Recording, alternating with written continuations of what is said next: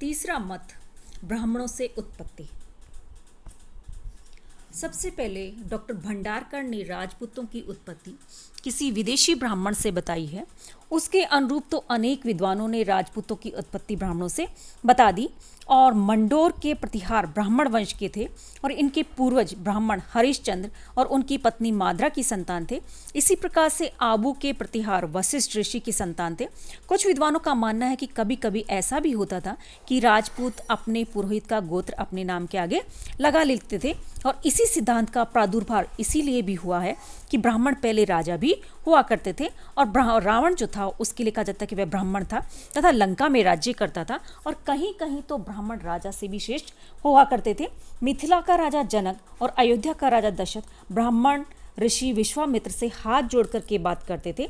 इसके अलावा कुछ प्राचीन साहित्यिक कृतियों में भी, विशेषकर पिंगल सूत्र कृति में भी राजपूतों को ब्राह्मणों की संतान बताया गया है। आधुनिक इतिहासकार डॉक्टर गोपीनाथ शर्मा ने भी मेवाड़ के गहलोतों को नागर जाति के ब्राह्मण गुहेदत्त का वंशज बताया है। इसी प्रकार से ओझा ने भी इसी बात को स्वीकार किया है, और मेवाड़ के महाराणा कुंभा ने भी जयदेव के गीत गोविंदम की टीका में ये स्वीकार किया कि गहलोत नागर ब्राह्मण गुहेदत्तों की संतान है, किंतु अन्य इतिहासकार इस बात को स्वीकार करने के लिए तैयार नहीं है। नेक्स्ट मत दिया जाता है सूर्य व चंद्रवंशी। 10वीं शताब्दी में चारणों ने जो राजपूतों का इतिहास लिखा था उसमें उन्होंने राजपूतों को सूर्य और चंद्रवंशी बताया है। और ऐसा पता चलता है कि जब दूसरे लोगों ने अपनी उत्पत्ति देवताओं से बताना आरंभ कर दिया, तब क्षत्रियों ने भी अपने आप को रघुवंशी अर्थात भगवान राम का वंशज, और चारणों ने अपने आप को कृष्ण का वंशज बताने का प्रयास करा, जिससे कि उन्होंने राजपूतों को सूर्य और चंद्रवंशी कहा। और इस संबंध में चित्तौड़ में 1274 ईस्वी का एक शिलालेख, अंकलेश्वर में 1285 ईस्वी का शिलालेख जो महत्व रखता है। इसके अलावा तेजपाल मंदिर से 1230 में प्राप्त शिलालेख में राजा धूम्रपाल को सूर्यवंशी कहा गया है, और सीकर जिले में हर्षनाथ मंदिर से प्राप्त शिलालेख में चौहानों को सूर्यवंशी कहा गया है। इस प्रकार से हमें ऐसे अनेक शिलालेख मिले हैं जिनमें राजपूतों को सूर्यवंशी और चंद्रवंशी बताया है। और वेद व्यास ने भी सूर्यपुत्र व्यवस्थ और मनु से लेकर रामचंद्र तक सूर्यवंश के 57 राजाओं के नामों का वर्णन किया गया है। और पुराणों के आधार पर और विशेषकर अग्नि पुराण के अनुसार चंद्रवंशी कृष्ण और अर्जुन तथा सूर्यवंशी राम और लव कुश के वंशज राजपूत थे, और स्वयं राजपूत इस बात को स्वीकार करते हैं। संभवतः इसी आधार पर श्री गहलोत जो उन्होंने भी लिखा है कि वर्तमान राजपूतों के राजवंश वैदिक और पौराणिक काल में राजन्य, उग्र, क्षत्रिय आदि नाम से प्रसिद्ध सूर्य व चंद्रवंशी क्षत्रिय जो उन्हीं की संतान है, ये ना ही तो विदेशी थे और ना ही विधर्मी अनार्य। और जैसा कि यूरोपियन लेखों ने अनुमान लगाया है, डॉक्टर दशरथ शर्मा जो उन्होंने भी यही बात लिखी है कि अग्निकुट का सिद्धांत राजपूत चारण और भाटों की मानसिक कल्पना थी, जिसका एकमात्र आधार अपने संरक्षकों के लिए उच्च कुल को तलाश करना था। राजपूत सूर्यवंशी और चंद्रवंशी ही रहे थे। नेक्स्ट मत आता है विदेशियों की संतान। भारत की अधिकांश जातियां कहा जाता है कि विदेशों से भारत में आई थी और फिर बाद में यहाँ पर आकर बस गई, और उन्होंने अपनी भारतीय धर्म और संस्कृति जो उसको भी अपना लिया। इसी आधार पर कुछ भारतीय और कुछ विदेशी विद्वान राजपूतों को भी विदेशी मान लेते हैं। और राजस्थान के इतिहासकार या लेखक जेम्स टोड ने लिखा है कि राजपूत शक अथवा शीथियन जाति के वंशज है। टॉड अपने इस कथन की पुष्टि में ये तर्क देते हैं कि विश्व की सभी प्रमुख धर्म, चाहे वह बेबुलियन का हो, यूनान का हो, भारत का या मूसा का, इन सभी का विकास मध्य एशिया से हुआ था। और प्रथम पुरुष को किसी ने सुमेरु कहा है तो किसी ने बेकस और किसी ने मनु कहा है। इन्हीं बातों के आधार पर टॉड ने कहा है कि इन बातों से पता चलता है कि विश्व के सभी मनुष्यों का मूल स्थान एक ही था, और वहीं से सभी लोग पूर्व की तरफ आए। और टॉड महोदय ये भी कहते हैं कि यूनानी, शक, होण, ऊची सभी विदेशी जातियां मध्य एशिया से भारत में आई थी, और इसीलिए राजपूत भी मध्य एशिया से ही विदेशी जाति जो है भारत में आई होगी। और टोड ने अग्निकुंड की कहानी को स्वीकार कर लिया, और इसी आधार पर राजपूतों को उसने विदेशी प्रमाणित करने का प्रयास किया है। उनका कहना है कि विदेशी जाति 6ठी शताब्दी के लगभग भारत में प्रवेश हुई थी, और इन्हीं विदेशी विजेताओं को जब वे शासक बन बैठे तो उन्हें अग्नि के द्वारा संस्कारित करके, पवित्र करके जाति व्यवस्था के अंतर्गत लिया गया था। चूंकि वे शासन करते थे और यही काम कहा जाता है कि क्षत्रियों का था, इसीलिए इन्हें क्षत्रियों की श्रेणी में रखा देखा गया और वे राजपूत कहलाए। और टॉड महोदय ने राजपूतों को शक और शीतयन प्रमाणित करने के लिए ये भी तर्क दिया कि राजपूतों के रीति रिवाज शक, शीतयन और हुणों से काफी मिलते जुलते हैं, जैसे कि घोड़ों की पूजा, अश्वमेघ यज्ञ, अस्त्र शस्त्र पूजा, अस्त्र शस्त्र शिक्षा, इसके अलावा उत्तेजक सूरा के प्रति उनका अनुराग, अंधविश्वास, भाटों की प्रथा, समाज में स्त्रियों का स्थान आदि रीति रिवाज जो है वो बताए जाते हैं कि शक, शीतयन लोग जो उनसे काफी मिलते जुलते हैं। अतः दोनों जातियां एक ही है। और टॉड का यह भी कहना है कि राजपूत अपने देवताओं को रक्त और सूरा अर्पित करते थे और खून बहाने में उन्हें काफी प्रसन्नता होती थी। इन बातों से पता चलता है कि राजपूत उन आर्य हिंदुओं की संतान कभी नहीं हो सकते कि जो कि शांति से रहना पसंद करते थे। पंक्ति राजपूत जाति 8वीं या 9वीं शताब्दी में कहा जाता है कि यकायक प्रकट हुई थी।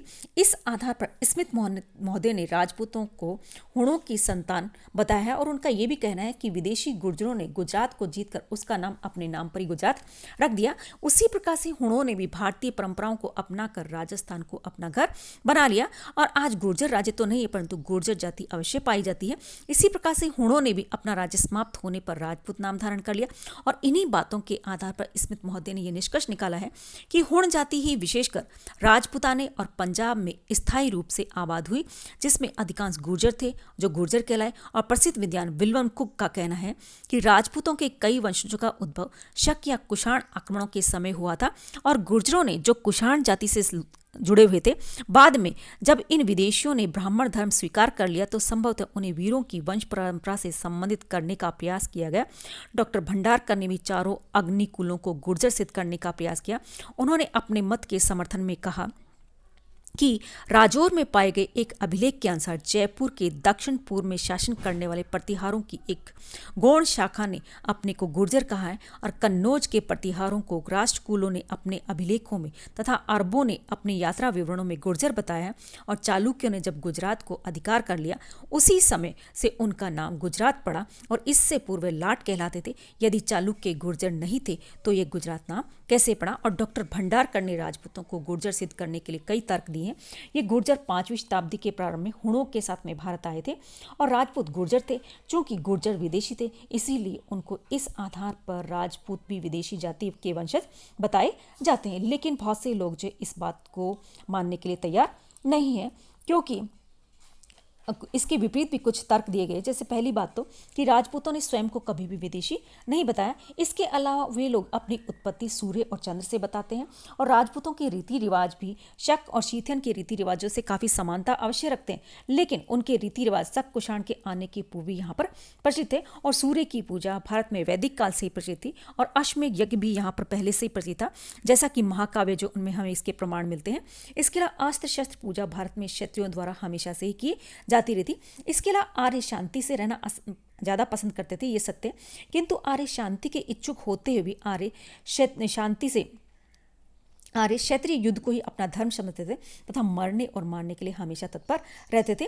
और यही सब बातें जो है राजपूत जो उनके ऊपर लागू होती है। और राजशेखर ने जो कि उनके समकालिक था उन्हें रघुकुल तिलक बताया कि किसी जाति को गुर्जर कह देने से यह प्रमाणित नहीं हो जाता कि वह गुर्जर की उत्पत्ति की है। और उदाहरण के स्वरूप मुसलमान आक्रमणकारियों को यवन कहा गया और इसका अभिप्राय यह नहीं है कि मुसलमान नस्ल में यूनानी थे और लाट का नाम गुजरात इसलिए नहीं पड़ा कि वहां पर चालुक्यों का शासन स्थापित हो गया, वरना ऐसा लगता है कि ये नाम गुजराती भाषा के आधार पर ही पड़ा होगा। अतः श्री वैद्य महोदय ये निष्कर्ष या प्रमाणित करते हैं कि राजपूत विदेशी जाति के नहीं थे बल्कि भारतीय आर्यों के ही वंशज बताए जाते हैं। अब हम इसकी समीक्षा करते हैं। इन सभी जो तर्क दिए गए हैं उन सब का हम सर्वसम्मति से निर्णय लेते हैं कि जिसमें श्री वैद्य महोदय अग्निकुंड से जो कल्पना कथा की है उसको कल्पना मात्र मानते हैं और मनुस्मृति में प्रजा की रक्षा करने वाला जो था उसको क्षत्रिय माना गया। इस आधार पर भी राजपूत प्राचीन आर्य क्षत्रिय थे और प्राचीन आर्यों ने पांडु की दूसरी रानी माद्री सती हुई थी। राम व युधिष्ठिर ने अश्वमेघ यज्ञ किया था। इस आधार पर भी ओझा ने राजपूतों को आर्य क्षत्रियों की संतान माना है और डॉक्टर दशरथ शर्मा ने राजपूतों को सूर्य और चंद्रवंशी बताते हुए उन्हें आर्यों की संतान और भारत का मूल निवासी माना है। और डॉक्टर GN शर्मा भी इस मत को स्वीकार करते हैं कि गहलोत ने भी उन्हें मूलतः भारतीय स्वीकार करते हुए लिखा है कि विंस्टन स्मिथ आदि का राजपूत जाति की उत्पत्ति को 8वीं शताब्दी के करीब मानना इस कारण से असत्य प्रतीत होता है कि उससे पहले ईसा की 7वीं शताब्दी में राजपूताने कि कई प्रदेशों में गोहिल, चावड़, यादव आदि राजवंश के राज्य थे। जैसे विक्रम संवत 625 के आसपास में गहलोतों का और विक्रम संवत 685 में भीनमाल के चावड़ क्षत्रियों का राज्य पाया जाता है। और इन तर्कों के आधार पर राजपूतों को विदेशों की संतान स्वीकार करना ठीक नहीं होगा। यह निर्विवाद है कि राजपूतों के कुछ प्रति रीति रिवाज विदेशों से काफ़ी मिलते जुलते हैं, जैसे कि उनकी शारीरिक बनावट में भी काफ़ी समानता देखने को मिलती है, किंतु ये सभी शख्स उन्हें विदेशी सिद्ध करने में पर्याप्त नहीं है। लंबे काल से एक साथ रहने के परिणाम स्वरूप काफ़ी समानता आ जाना ये स्वाभाविक है। इसके अलावा राजपूतों ने वैदिक सभ्यता और संस्कृति को सुरक्षित रखने के लिए अपनी जो वीरता प्रदर्शित की, विदेशी जातियों ने ऐसा कभी भी नहीं किया था और ये केवल राजपूतों ने किया। ऐसी परिस्थितियों में अधिकांश विद्वान राजपूतों को भारतीय आर्यों के वंशज स्वीकार करते, जिसमें विदेशी रक्त भी सम्मिलित है। जो भी विदेशी जातियां भारत में आई और स्थायी रूप से यही निवास करने लगी, उन्होंने भारतीय सभ्यता और संस्कृति को अपना लिया तथा हिंदू समाज ने उन्हें आत्मसात कर लिया। किंतु ये निश्चयपूर्वक नहीं कहा जा सकता कि अमुक राजपूत किसकी संतान रहे हैं। डॉक्टर कानूनगो ने भी लिखा है कि अग्निकुंड की कहानी इस प्रगति के युग में नहीं चल सकती। उनकी सूर्य अथवा चंद्र से उत्पत्ति एक काल्पनिक कथा हो सकती है और राजपूत चाहे किसी भी रूप में जन्मे हो, लेकिन ये सत्य है कि इतिहास में उन्होंने महाकाव्य काल के क्षत्रियों की परंपरा जो उसको बनाए रखा।